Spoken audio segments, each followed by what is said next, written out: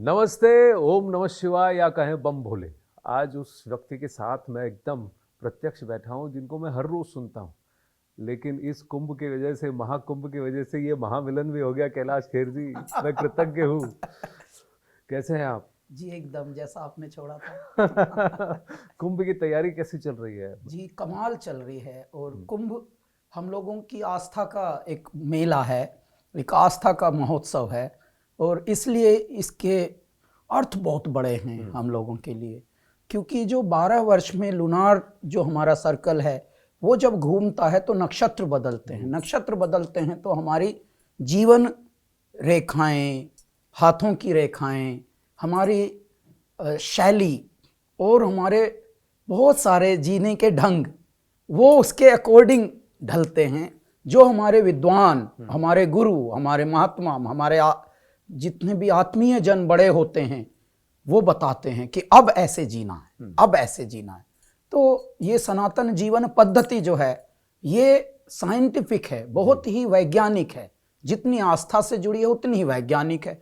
तो इसलिए ये बहुत महत्वपूर्ण पर्व है जो आ रहा है, गदगद कर रहा है मन को। धन्वंतरी के हाथ में भी कुंभ था। अब इसको भी कुंभ घड़े से जोड़ते हैं क्योंकि त्रिवेणी संगम है जी, गंगा जमुना और फिर गुप्त सरस्वती का। यस। तो मैं आपसे जानना चाहता हूँ, आप पहली बार कब गए थे संगम में डुबकी लगाने? तो संगम में हम डुबकी तो नहीं लगाने गए, लेकिन कई बार गाने गए।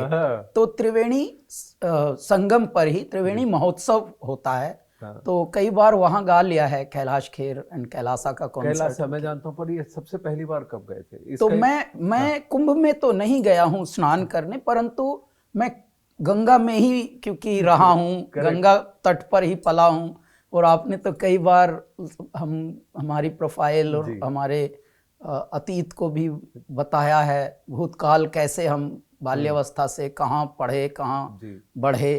तो ये जो हमारी मतलब पूरा पालन पोषण हुआ वो गुरुकुल में ही हुआ, पढ़ाई लिखाई और सब गढ़ाई। तो इसलिए हम ऋषिकेश में थे, गंगा तट पर ही गाते थे। तो अब गंगा तट से समुद्र तट पे रहते हैं, तो कनेक्ट तो वही है। तो मेरे महाकुंभ तो एक तरह से हृदय में ही मेरे दाता ने बसाए हुए हैं। और लेकिन कई बार कुंभ में गाने का अवसर मिला और एक पांव पे धूनी रमाने का अवसर मिला।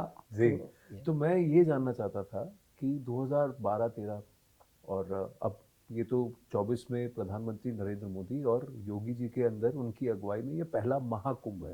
यस। तो पहले कुंभ कैसे होता था जब आप जाते थे जी, और अब कुंभ कैसे हो रहा है जी, ये फर्क मैं आपसे समझने की कोशिश तो देखिए, पहले कुंभ जो एक दो हमने अटेंड कर किए हैं तब हम भी अल्पायु में थे और उतनी ऑब्जर्वेशन शार्प नहीं थी उस तरफ।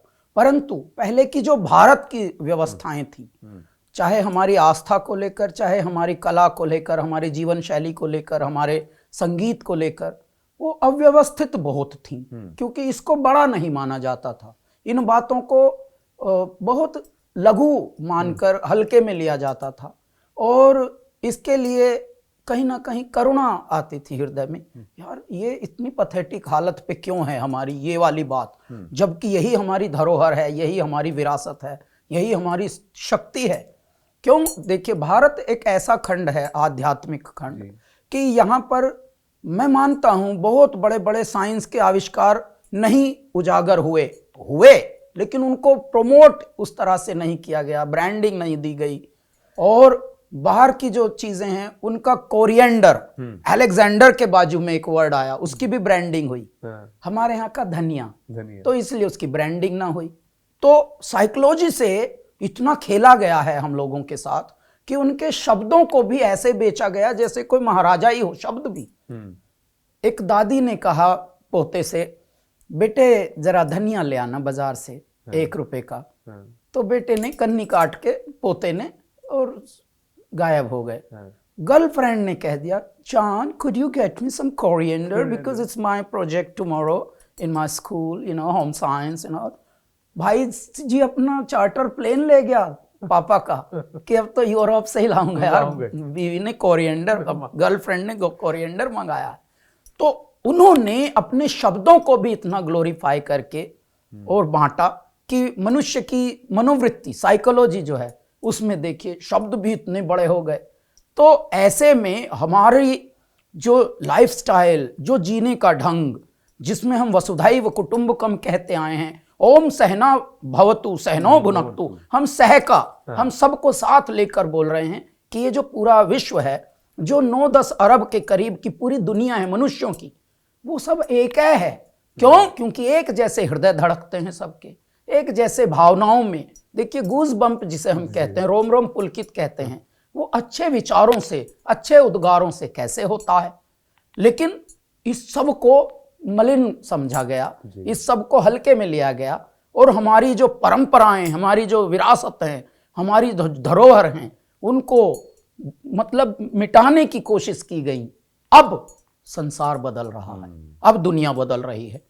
बड़े बड़े देशों ने आविष्कार किए, बड़े बड़े दिमाग के काम किए, आनंद, लेकिन वो भारत की ओर आए उस वक्त भी कि यार यहाँ क्या है कुछ स्पेशल, यहाँ सुकून है, यहाँ स्ट्रेस को रिलीफ मिलता है। यार लोगों को जो मानसिक तनाव होते थे, जिन्होंने बड़े बड़े आविष्कार कर लिए, जब वो मानसिक तनाव से विमुक्ति पाते थे तो यहाँ आते थे। छोटी छोटी जगहों में कोई कैची धाम आ रहा है, नीम करौली बाबा के दर्शन करके वहाँ दलिया खा रहा है, थोड़े दिन शांत है, बस साइलेंस में बैठा है गंगा किनारे, कोई ग्लैमर नहीं है, कुछ नहीं, सूत पहन रहा है, सूती, बस एक धोती दे दी, धोती लपेट ले बस बैठ जा इधर, धूप में बैठ जा, ये जो धूप है यही जीवन है। बस ये बेसिक बेसिक बातें जब बताने लगे हमारे बड़े, हमारे महात्मा, हमारे संत, तो उनको समझ आया कि यार बाकी सब चीज़ है, हमने दुनिया तो बड़ी क्रिएट कर दी, हमने चंद्रयान, अपने चंद्रमा तक जाने वाले कुछ हमने ऐसे रॉकेट्स बना लिए हैं, लेकिन सुकून यहाँ बैठा है भारत में। तो भारत की जो ये संपदा थी, ये जो शक्ति थी, इसको विनष्ट करने के लिए बहुत कोशिशें की गई थी, परंतु अब जो बिगड़ा था वो सुधर रहा है, जो खोया था वो पाया जा रहा है। अब कुछ ऐसे लोग भी परमात्मा की शक्ति से आ गए हैं पृथ्वी पर, जो सामान्य मनुष्यों में जन्मे, सामान्य परिवारों में जन्मे, और अब उनका लक्ष्य ही इस देश को वो करने का है जो इस देश से विनष्ट हो रहा था। जैसे उनमें अग्रगण्य मैं मानता हूं हमारे देश के प्राइम मिनिस्टर आदरणीय श्री नरेंद्र मोदी जी, उनकी जो पूरा वृंद है। अब पढ़े लिखे लोग पॉलिटिक्स में भी आ रहे हैं, अब पढ़े लिखे लोग जहां जहां भी ऐसा सोचा जा रहा था, ऐसा किया जा रहा था विधिवत रूप से कि ना मामा से काणे मामा ही भर्ती करो बस, और जो गहरे थे, जो सच में ठहरे थे, उनको विदेश भगा दिया जाता था। तो वो अब नहीं चल, अब तो विदेश से वापस आ रहे हैं लोग। कितने लोग, अब श्रीधर वेम्बू एक मनुष्य है, पद्मश्री हो गया है अभी तो, 65 के करीब शरीर में है अभी, पिंजड़े में, गांव में, तेनकाशी एक गांव है, जोहो उनकी कंपनी है, वो यहाँ उसने सिलिकॉन वैली को यहाँ ले आया। देखिए भारत को वो आवश्यकता अब है। मेरे भारत के जितने भी कर्णहार करतार हैं, कर्णधार हैं, जो मेरे परमात्मा के विशेष कृपा पात्र हैं, उनको भारत आना होगा और अपना दीप यहीं जलाना होगा, और मेरे भारत के टैलेंट को, मेरे भारत की ऊर्जा को क्रियान्वित करना होगा, चैनलाइज करना होगा। 10,000 एम्प्लॉई यहाँ तेनकाशी में हैं अब जी। तो साहेब जो वो हमारे साउथ की काशी कही जाती है जी। तो जब ऐसे ऐसे कुछ उदाहरण हमारे यहाँ स्थापित होने लगेंगे तो मेरा भारत अब उसी राह पर चल पड़ा है।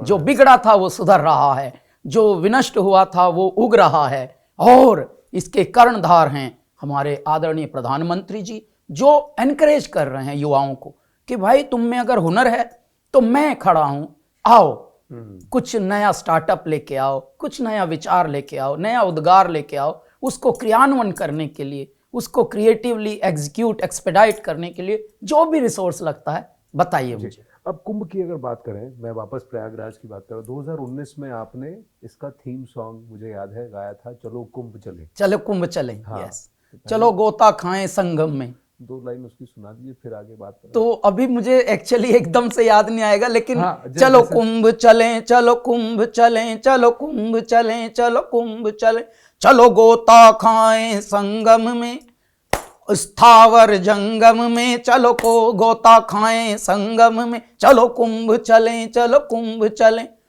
और हमने इसमें एक विचार लिखा था कि जहां तन मन और आत्मा, जी, जहां मन बुद्धि और आत्मा का होता है शुद्धिकरण, बस ऐसे ही चलो कुंभ यात्रा में चलो, चलो कुंभ चलें, चलो कुंभ। कई कई वंश, कई कई अंश जहां पर सुधार की राह पर लग जाते हैं, क्योंकि हमारे जो महात्माओं ने, हमारे गुरुओं ने, हमारे संतों ने जो राह चुनी है, ये जो देखिए भारत भूमि है, इसको महात्माओं ने, तपस्वियों ने संभाला हुआ है। आज भी कितनी आपतें, कितनी विपत्तियां, आज भी घर में ही कितने गद्दार और मक्कार छुपे हैं जो जा जाकर भेद दे रहे हैं उनके साथ, विरोधियों के साथ, जो विदेशों में बैठे हुए विरोधी हैं, जो नहीं चाहते कि भारत प्रगति करे। कितने गद्दार उनके साथ अभी भी जुड़े हुए हैं, उसके बाद भी ये देश ऐसे टस से मस नहीं हो रहा। इसकी कांति, इसकी क्रांति ऊर्जामय होकर और तेजोमय होकर चमक रही है। ये कैसे हो रहा है? आग लगी आकाश में, झड़झड़ गिरे अंगार, संत न होते भारत में तो जल मरता संसार। मेरे भारत को संतों ने अपनी तपस्या से, अपनी प्रज्ञा से, अपने चिल्ले से बचाया हुआ है। और उसी संतों की वाणी वो जो तय करती है कि ऐसे जीना है, किसी का दिल नहीं दुखाना, प्रार्थना करनी है तो सबके लिए करनी, अपने भले में सबका भला जोड़ दो। जब ये ऐसी वाली बातें हैं तो उस पूरे कुंभ एंथम में हमने यही विचार दिए कि आप तो ऋषियों की संतान है मेरे भारत। ये जो मजहब की बातें हैं ये तो 2000 साल से आई हैं, लेकिन भारत तो लाखों वर्ष पुरानी सभ्यता है। तो पहले मनुष्य को तो धर्म निभा लेने दो, बाकी के मजहब आप बाद में ऐड करना। जो हम जहां से मनुष्यत्व आता है पहले इसमें हमें जीना चाहिए।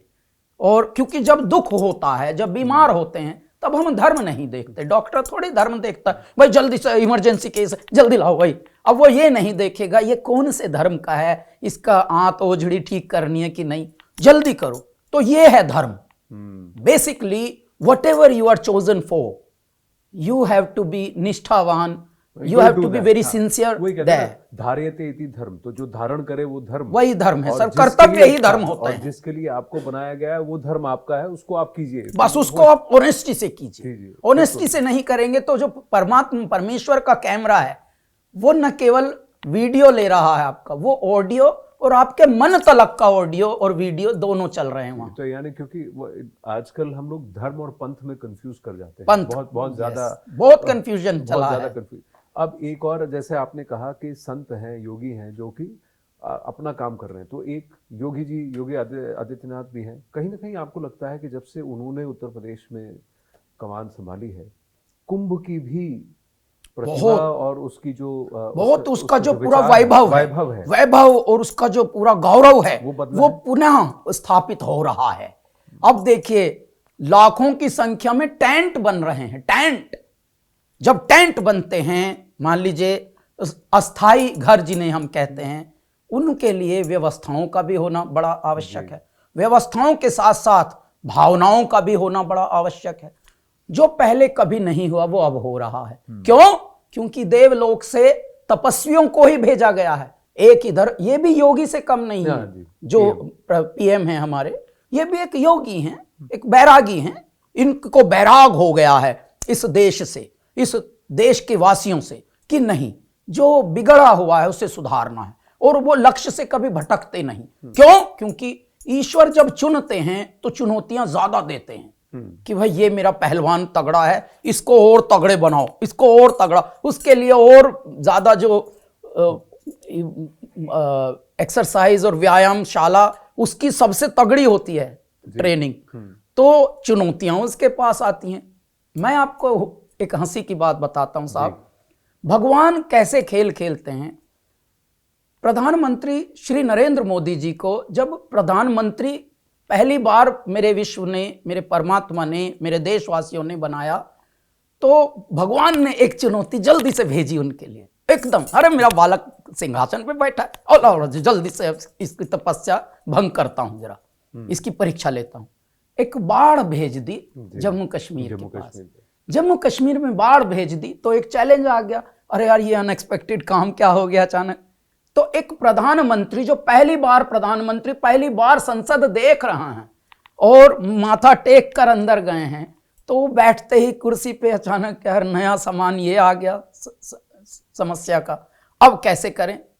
देखिए साहब, ट्रेनिंग जिसे हम प्रशिक्षण कहते हैं, जो मंदी मंदी आंच पर जो कठिनाइयों की, कुटिलताओं की, जटिलताओं की मंदी मंदी आंच पर सीख कर जो बर्तन तैयार हुआ हो, आप उसको देखिए, उस कुंभ को आप कितना भी छेड़ दें वो हमेशा टन टन बोलेगा। हाँ।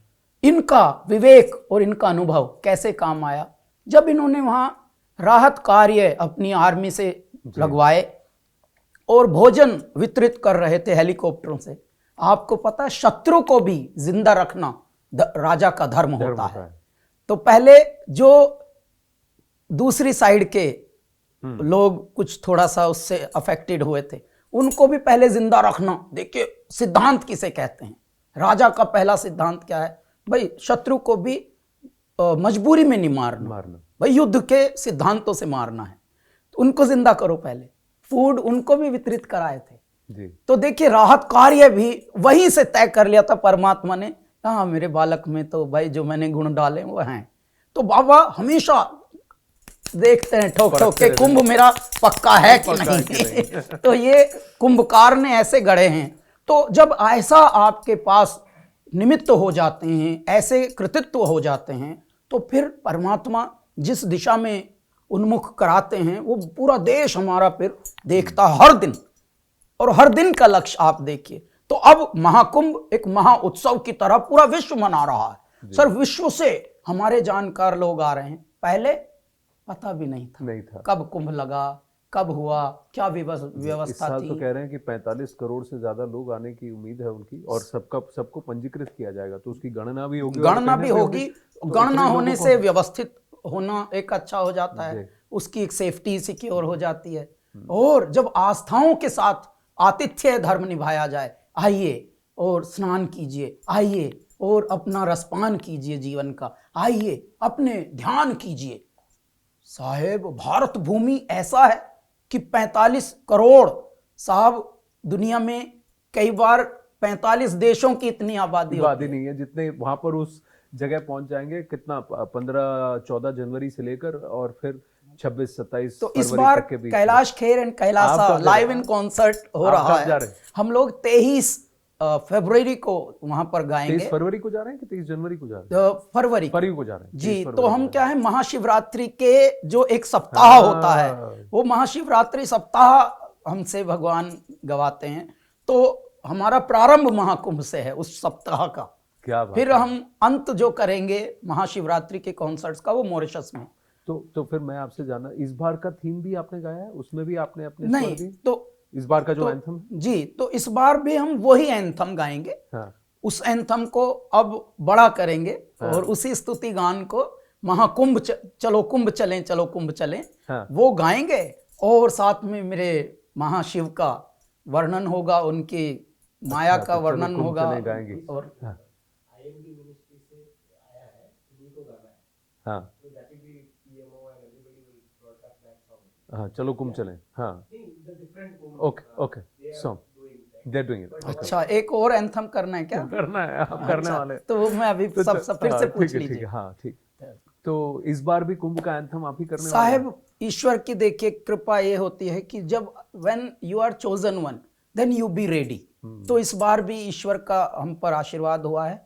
फिर से मिनिस्ट्री से आ गई है कॉल कि हम ही को गाना कंपोज भी करना है, लिखना भी है और गाना भी है। तो इसको तो हम सुनेंगे जब कुंभ की शुरुआत होगी, क्योंकि अभी कह रहे हैं कि वर्क इन प्रोसेस है। लेकिन कैलाश जी, आप ना आज आपके सानिध्य में हूँ, सामने आया हूँ, तो आपसे बहुत सिंपल रिक्वेस्ट है साहब। आप बोले बाबा के भक्त हैं साहब, कैलासा की शुरुआत आपने की, तो कैलासा का ही कुछ हमें सुना दीजिए। भोले चले बम बम बम बम, भोले चले बम बम बम बम, डारों की डार चले, हर हर पुकार चले, शंभु जय जयकार चले बम बम, ओम गुंजार चले, कार चले, चले बारंबार चले बम बम बम बम, भोले चले बम बम, बोल बम। क्या बात है, क्या बात। आस्था के रथ में, भोले के पथ में, कांटे हो या हो राहों में पत्थर, भोले के गण हैं कितने मगन हैं, भक्ति के रस से हैं तर तर। मस्तों के झुंड हैं सुन हैं प्रचंड हैं, मस्तों के झुंड हैं सुन हैं प्रचंड हैं, हर हर रटे हैं देखो हर हर। नाथों के नाथ हैं अनाथों के भी साथ हैं, ऐसे भोलेनाथ मेरे हर हर। डारों की डार चले हर हर पुकार चले, शंभु जय जयकार चले बम बम, ओम गुंजार चले कार चले, चले बारंबार चले बम बम बम बम, भोले चले बोल बम। बोल बम। क्या बात है, क्या बात। आपने जब हम अभी बातचीत कर रहे थे, आपने कहा कि आपने एक टांग पर भी धुनी, और फिर ये कब हुआ, वो कैसे हुआ? तो ये ऐसे हुआ कि मेरे कोई गुरु नहीं है साहब। मैं वैसे भी सामान्यतया बोलता हूँ कि तुमने उस्तादों से सीखा है, हमने हालातों से सीखा है। हालात ही, सिचुएशंस ही मेरे गुरु हैं। तो ऐसे में वो बड़ी तगड़ी ट्रेनिंग होती है जो हालातों से सीखता है। और जैसा हमने बताया कि जितने भी युग परिवर्तक या कुछ परिवर्तन लाने वाले हुए हैं, उनको हालातों ने बहुत ट्रेनिंग दी है। कुछ की गाथाएं जानी गई हैं इस दुनिया में, कुछ की नहीं जानी गई। हमको भगवान ने हालातों में ऐसा डाला कि जब पहला कॉन्सर्ट हमारा था तो हमने न कभी कॉन्सर्ट देखा था ना सुना था कि कैसे करना है कॉन्सर्ट, और सीखे भी नहीं। तो I am not a trained musician, I am a mad musician. और ये मैडनेस कभी कभी एक्सेप्ट करा देते हैं मेरे ईश्वर, ये उनकी कृपा है। और जब हृदयों में आप छूने लगे, किसी के हृदयों को स्पंदन करने लगे, तो समझ लीजिए कि मेरे परमात्मा ने एक्सेप्ट करा दिया आपका होना। तो वही हुआ। जितने भी इस तरह के लोग हैं जो जनप्रतिनिधि बनकर, जो पब्लिक फिगर बनकर जी रहे हों और अच्छा कार्य, अपने कृत्य और अपने सत्य से अपनी पहचान बना रहे हों, तो वो फिर उनका आप देखिए चलन ऐसा ही होता है जी। तो ऐसे में पहला कॉन्सर्ट दिल्ली में प्रगति मैदान में, और हंस ध्वनि थिएटर था, एम्फी थिएटर। तो पहला कॉन्सर्ट साहब, इससे पहले कभी स्टेज पे नहीं गाए हैं, अब बैठ के गा रहे हैं। एक तो साइज में ही भगवान ने बैठे हुए बनाया, ऊपर से बैठ के गा रहे हैं, हारमोनियम भी साथ में। तो कुछ अलग सी कंपोजिशन। हमारे जो साथी हैं, जो एक बेस गिटार पर, एक लीड गिटार पर, वो खड़े हुए हैं बड़े अच्छी पर्सनालिटी से। तो कुछ तो खुद को भी लग रहा है यार ये क्या कंपोजिशन, ऐसा तो शायद पता नहीं। लेकिन दिल्ली का ऑडियंस जो होती है वो हमेशा बहुत आनंद लेती है। संगीत अगर अच्छा हो और अच्छा अगर प्रस्तुतिकरण हो, तो ये सब होते होते आखिर में कुदरत ने क्या, परमात्मा ने क्या मेरा हृदय दिया कि आखिर के गाने पर, अंत के गाने पर मैं खड़ा हो गया, हारमोनियम छोड़ा और एक पांव पे उछल के गाने लगा। और पब्लिक जो थी पीछे वाली तो एकदम खड़ी होके वो भी ऐसे उछल के और एनर्जाइज हो गई। भगवान ने एक संदेशा दे दिया भीतर बैठे बैठे, वैसे ही गाना है। उस दिन से मैं एक पांव पे उछलता हूँ और धुनी रमाता हूँ। और फिर जब महादेव का गुणगान हो तो पागलपन आ जाता है। फिर तो ऐसा लगता है जैसे वही भीतर घुस गए हैं।